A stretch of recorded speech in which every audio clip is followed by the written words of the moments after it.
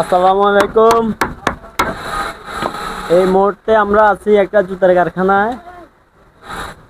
একটা কারিগরের সাথে আমরা কথা বলবো এখন কামকাজের বিষয় নিয়ে। কামকাজ কি অবস্থা আছে এখন বর্তমানে, ওদের একটু জিজ্ঞেস করবো। হ্যাঁ বাগিনা, হ্যাঁ মা, তোমাদের কাজ কামের কি পরিস্থিতি এখন বর্তমানে?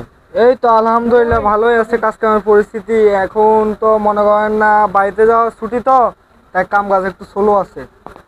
ও, এখন তো বাড়িতে যাওয়ার ডেট না, তাই। তো এই কাজ কাম করে কি অবস্থা, কিরকম স্যালারি পাওয়া যায়?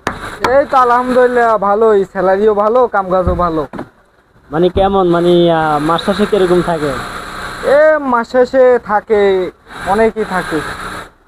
মানে কিরকম থাকে একটা অ্যামাউন্ট?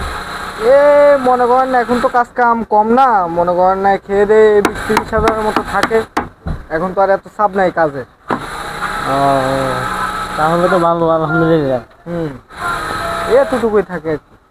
আচ্ছা, ওকে।